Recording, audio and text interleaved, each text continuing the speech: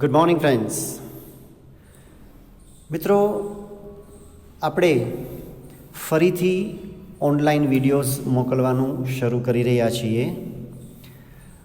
અત્યાર સુધી તમે લોકો શાળાએ આવતા હતા એટલે આપણે હમણાં થોડો સમય ઓનલાઈન વર્ક મોકલવાનું બંધ કર્યું હતું, પણ હવે ફરીથી શાળાઓ બંધ થઈ છે એટલે આપણે ઓનલાઈન વર્ક મોકલવાનું શરૂ કરી રહ્યા છીએ. તમને મિત્રો યાદ હશે કે આપણે છેલ્લે જે વિડીયોઝ મોકલેલા હતા એમાં ફંક્શન્સના બે વિડીયો, ફંક્શન્સ પાર્ટ 1 અને ફંક્શન્સ પાર્ટ 2, આ બે વિડીયોઝ તમને મેં મોકલેલા છે. એ ટૉપિક બહુ જ અગત્યનો ટૉપિક છે તમારા માટે, કારણ કે 9 માર્ક્સ એ ટૉપિકનું વેઇટેજ છે. તમે એ બંને વિડીયોઝ જે છે એ બરાબર જોઈ લેજો, જેથી કરીને આ ત્રીજો વિડીયો સમજવામાં તમને થોડી સરળતા રહેશે.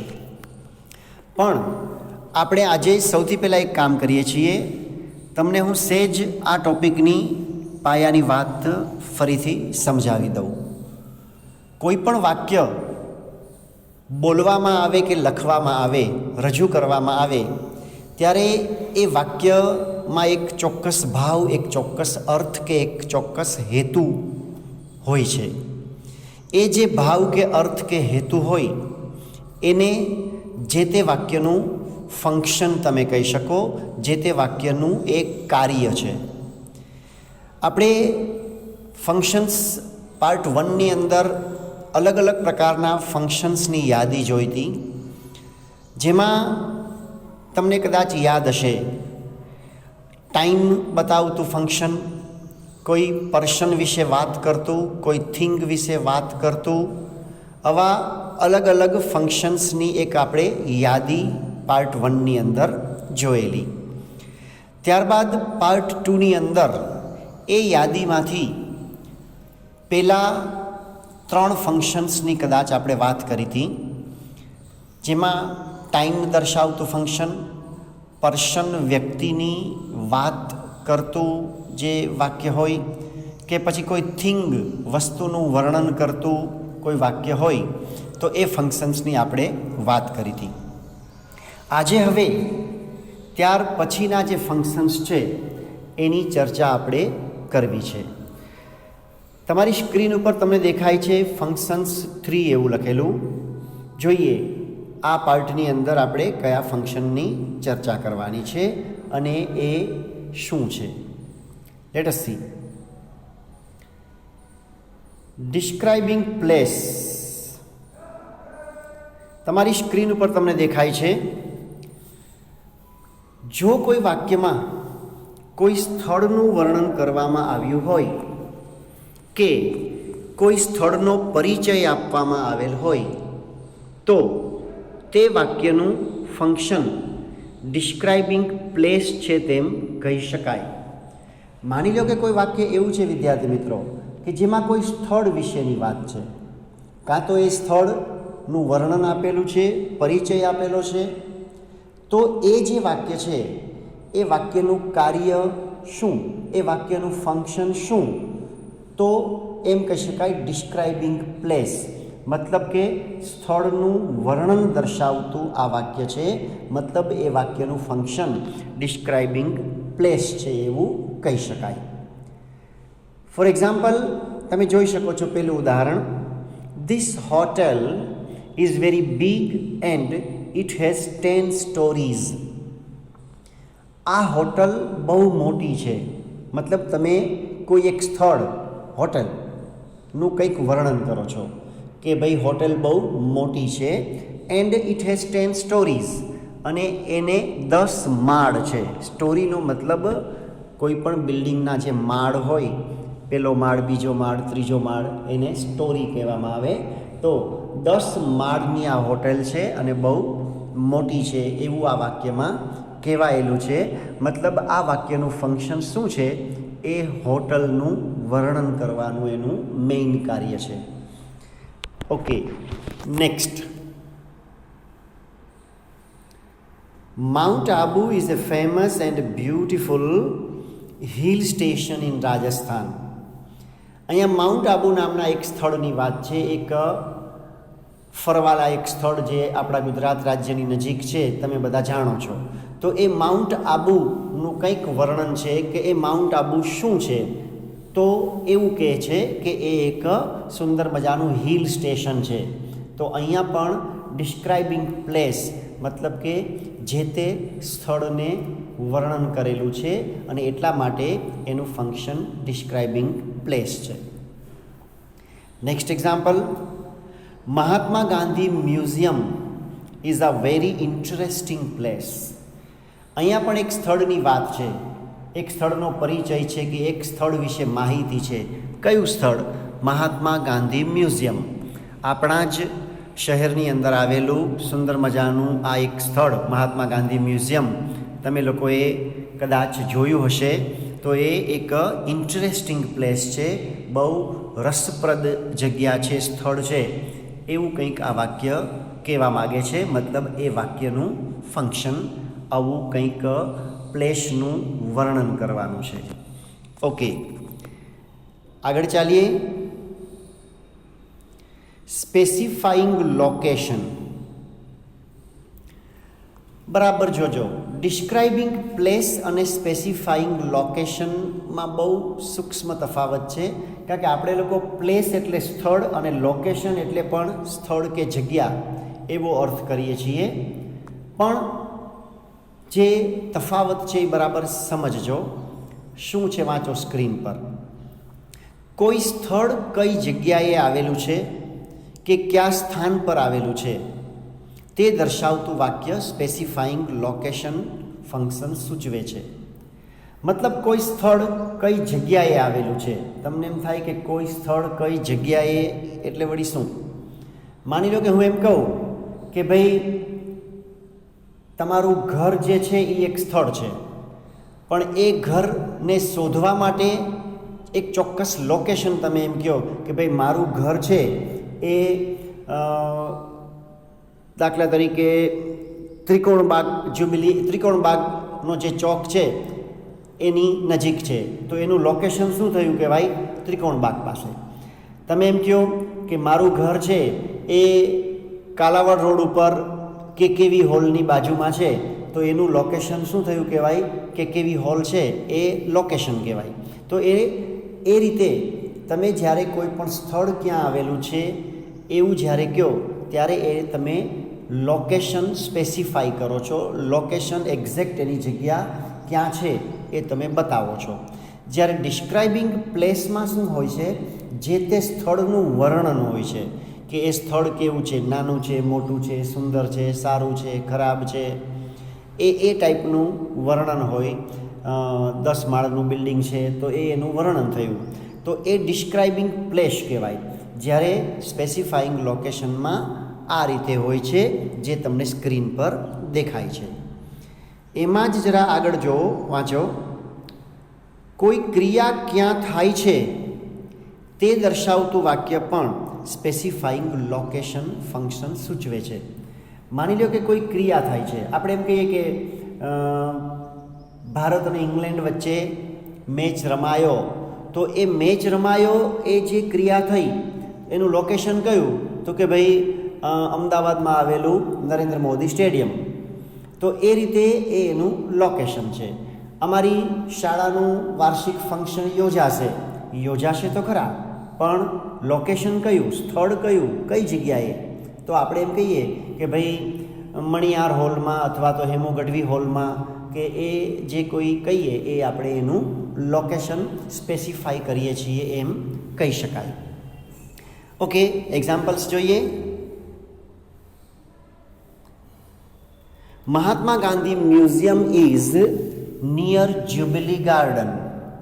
જો મેં સમજીને જ મહાત્મા ગાંધી મ્યુઝિયમવાળું ઉદાહરણ અહીંયા રિપીટ કરું છું, કારણ કે આગળના ડિસ્ક્રાઇબિંગ પ્લેસવાળા ટોપિકમાં આપણે જે ઉદાહરણ જોયું એમાં એવી વાત કરી કે મહાત્મા ગાંધી મ્યુઝિયમ બહુ ઇન્ટરેસ્ટિંગ પ્લેસ છે, એમાં એ પ્લેસનું વર્ણન છે. જ્યારે અહીંયા એમ કહે છે કે Mahatma Gandhi museum is near Jubilee Garden, મતલબ મહાત્મા ગાંધી મ્યુઝિયમનું લોકેશન કયું, તો તમે કહી શકો કે ભાઈ જ્યુબિલી ગાર્ડનની બાજુમાં. તો એ લોકેશન બતાવે છે, એમાં કોઈ મ્યુઝિયમનું વર્ણન બીજું નથી. Okay, next example. The function was held in the town hall. Function છે એ ટાઉન હોલની અંદર યોજવામાં આવ્યું. મેં હમણાં જ કહ્યું એ પ્રમાણે કે કોઈ એક ક્રિયા કઈ જગ્યાએ થાય છે એ તમે બતાવો તો એ જે તે ક્રિયાનું લોકેશન તમે સ્પેસિફાઈ કરો છો, મતલબ લોકેશન બતાવો છો, એટલે એનું ફંક્શન સ્પેસિફાઈંગ લોકેશન છે. Next example. V always play cricket on the racecourse ground. અમે હંમેશા રેસકોર્સ ગ્રાઉન્ડ ઉપર ક્રિકેટ રમીએ છીએ. તો અમારી ક્રિકેટ રમવાની ક્રિયા થાય છે, પણ એનું લોકેશન કયું? Racecourse ground. માની લો કે તમે કોઈ તમારા નવા મિત્રને એમ કહો કે ભાઈ અમે ક્રિકેટ રમતા હોઈએ ને ત્યાં તું આવજે. ખાલી તમે એટલું કહી દો તો એને ક્યાં આવવું એ ખબર નહીં પડે, એટલે એ તમને કહેશે કે ઓકે ભાઈ હું આવીશ તો ખરા, પણ મને એક્ઝેક્ટ લોકેશન તો કે મારે કઈ જગ્યાએ આવવાનું. એટલે તમારે લોકેશન સ્પેસિફાઈ કરવું પડે કે ભાઈ રેસકોર્સ ગ્રાઉન્ડ ઉપર આવજે તું. તો એ સ્પેસિફાઈંગ લોકેશન છે. ઓકે, નેક્સ્ટ ફંક્શન ઉપર આવીએ. તમને તમારી સ્ક્રીન ઉપર દેખાય જ છે, મેકિંગ ઇન્ક્વાયરી અથવા તો inquiry as nature. Making inquiry, પૂછપરછ કરવી, અથવા તો ઇન્ક્વાયરી એઝ નેચર, એવું તમને ટાઇટલ આપેલું હશે પરીક્ષાના પેપરમાં. ટૂંકમાં જે વાક્યની અંદર કંઈક ઇન્ક્વાયરી કરવામાં આવે છે એ વાક્યનો નેચર ઇન્ક્વાયરી કરવાનો છે, પૂછપરછ કરવાનો છે, એ રીતે પણ તમે કહી શકો છો. એટલે ઇન્ક્વાયરી એઝ નેચર એવું તમને આપેલું હોય અથવા તો મેકિંગ ઇન્ક્વાયરી એવું આપેલું હોય તો એ બંને એક જ બાબત છે. હવે એની સમજૂતી બરાબર જુઓ. જે વાક્ય કોઈ પૂછપરછ મતલબ કે ઇન્ક્વાયરી દર્શાવતું હોય તેનું ફંક્શન મેકિંગ ઇન્ક્વાયરી કે ઇન્ક્વાયરી એઝ નેચર છે એવું કહી શકાય, જેમાં કંઈક પૂછેલું છે. ઓકે, જોઈએ એક્ઝામ્પલ્સ જોઈએ.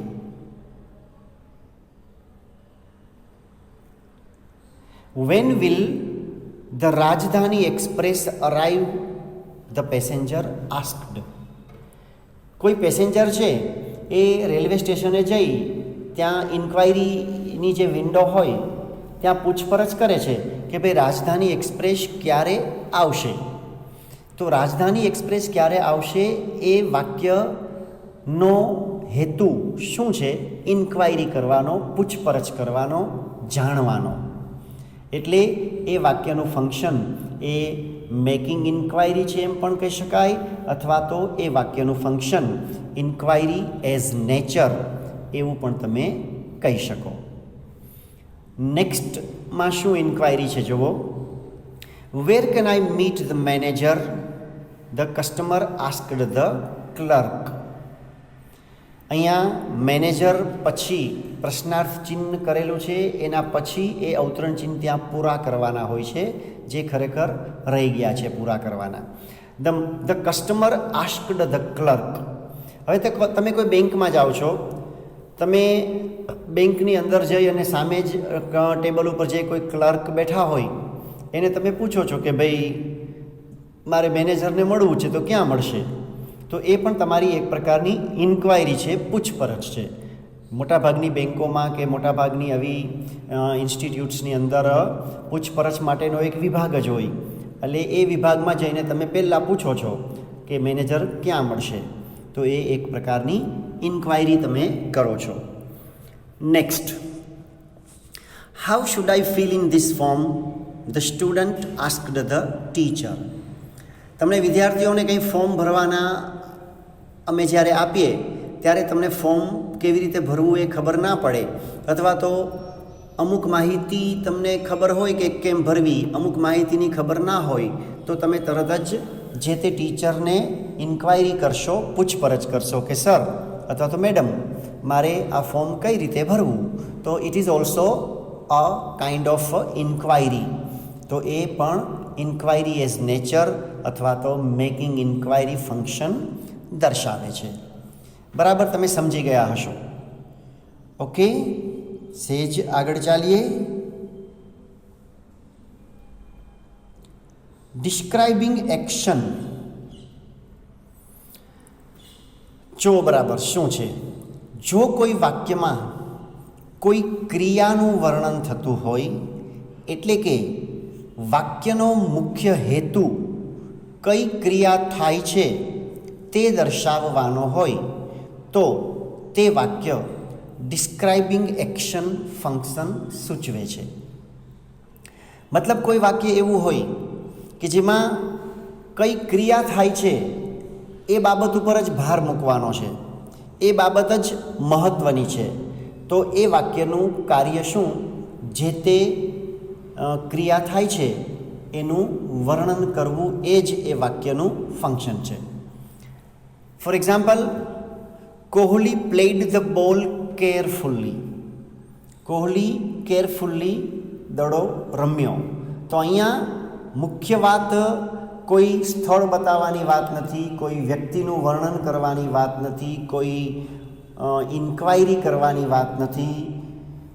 અહીંયા વાત છે કોહલી પ્લેડ, રમ્યો, એક એક્શન, એક ક્રિયા થઈ એની વાત છે.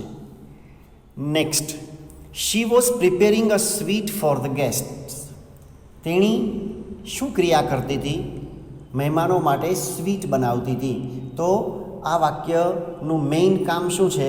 તો એ બતાવવાનું કામ છે કે કઈ ક્રિયા થતી હતી એનું એ વર્ણન કરે છે. એટલા માટે ડિસ્ક્રાઇબિંગ એક્શન એ આનું ફંક્શન છે એવું કહી શકાય.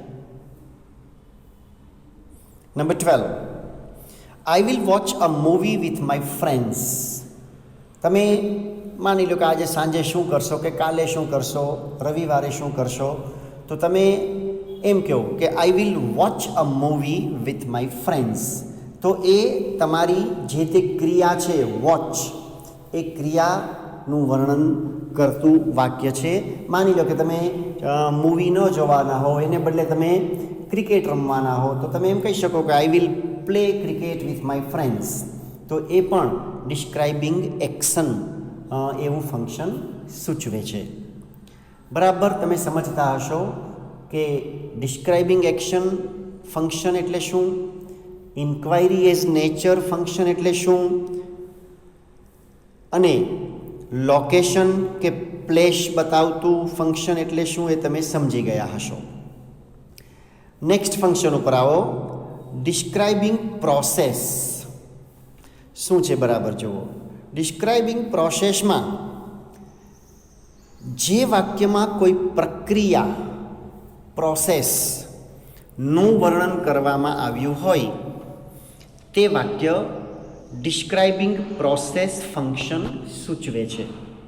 મતલબ કોઈ એક ક્રિયા થાય તો એ ડિસ્ક્રાઇબિંગ એક્શન, પણ એક કરતાં વધારે ક્રિયાઓ ક્રમશઃ થાય, જો નીચે બરાબર વાંચો, આવા વાક્યમાં એક કરતાં વધારે ક્રિયાઓ ક્રમશઃ થતી હોય તેવું દર્શાવેલું હોય છે.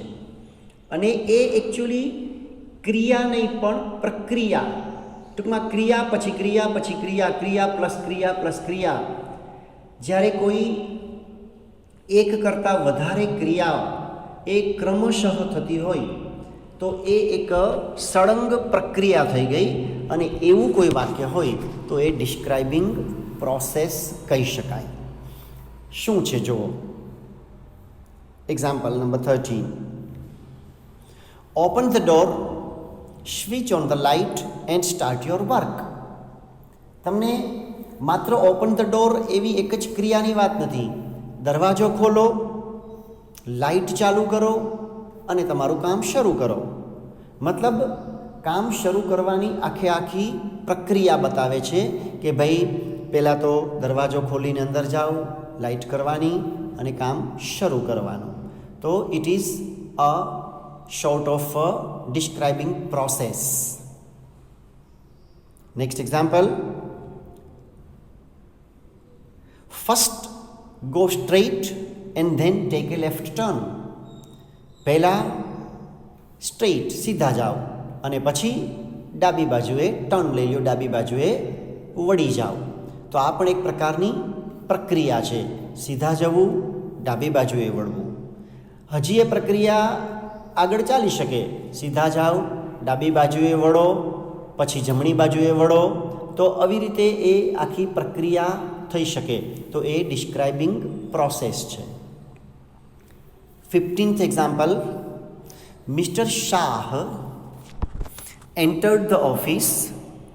He sat on the chair and started checking the file. Mr. Shah ઓફિસમાં એન્ટર થયા, ખુરશી પર બેઠા, ફાઇલ ચેક કરવાનું શરૂ કર્યું. તો આ પણ 1 by 1 થતી ક્રિયા, જેને આપણે એક પ્રક્રિયા કહી શકીએ. તો એ ડિસ્ક્રાઇબિંગ પ્રોસેસ ફંક્શન બતાવે છે. નેક્સ્ટ. ઓકે ફ્રેન્ડ્સ, આ વિડીયોની અંદર આનાથી વધારે આપણે વાત નથી કરતા. એટલે આની અંદર જે ફંક્શન્સ જોયા એ બરાબર સમજી લેજો. Describing place, specifying location, inquiry as nature, અને ડિસ્ક્રાઇબિંગ પ્રોસેસ અને ડિસ્ક્રાઇબિંગ એક્શન. આ બધા જ ફંક્શન્સ બરાબર સમજી લેજો. આ ટોપિક ખૂબ જ અગત્યનો એટલા માટે છે કે 3+3+3 એવી રીતે 9 માર્ક્સના પ્રશ્નો આમાંથી હોય છે. આમાંથી એ કઈ રીતે પૂછાય છે એ પણ તમને હું યાદ કરાવી દઉં. 3 માર્ક્સના પ્રશ્નો એવી રીતે હોય છે કે જેમાં તમારે મેચ એ વિથ બી કરવાનું છે. મેચ એ વિથ બીમાં એ સાઈડની અંદર વાક્યો આપેલા હશે અને બી સાઈડમાં ફંક્શન્સ આપેલા હશે. કયું વાક્ય કયું ફંક્શન સૂચવે છે એ તમારે જોડકા જોડીને કહેવાનું છે. પછીના 3 માર્ક્સ એવા હશે કે જેમાં 2 વ્યક્તિ વચ્ચેની વાતચીત હોય. એક વ્યક્તિનું વાક્ય આપેલું હોય, બીજી વ્યક્તિનું વાક્ય આપેલું ન હોય, માત્ર ત્યાં ખાલી જગ્યા મૂકેલી હોય અને એ વાક્ય તમારે પૂરું કરવાનું છે. કેવી રીતે? કૌંસમાં તમને ફંક્શન આપેલું હશે, એ ફંક્શન સૂચવતું હોય એવું વાક્ય તમારે ત્યાં મૂકવાનું છે. પણ નવી જે પેપર સ્ટાઇલ આવી છે એમાં એ વાક્ય તમારે જાતે બનાવીને મૂકવાનું નથી, પણ તમને જે 4 ઓપ્શન આપેલા હોય એમાંથી સિલેક્ટ કરવાનું છે કે અહીંયા આપેલા ફંક્શન પ્રમાણે અને એક વાક્ય જે બોલાયેલું છે એના અનુસંધાને કયું ફંક્શન કયું વાક્ય સેટ થાય છે ફંક્શન પ્રમાણે એ તમારે ત્યાં મૂકવાનું હોય છે.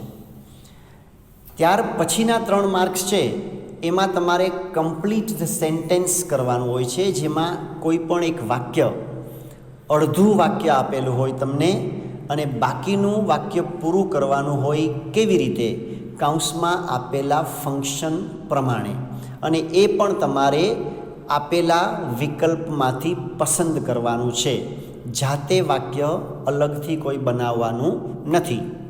અધૂરું વાક્ય પૂરું કરવા માટે તમને 4 વિકલ્પ આપેલા હશે, એમાંથી કયો વિકલ્પ આપેલા ફંક્શન પ્રમાણે સેટ થાય છે એ તમારે ત્યાં પસંદ કરીને મૂકવાનો હોય છે. તો આ રીતે આ ટૉપિક ઘણો અગત્યનો છે. બરાબર 3 વિડીયોઝ બરાબર જોજો.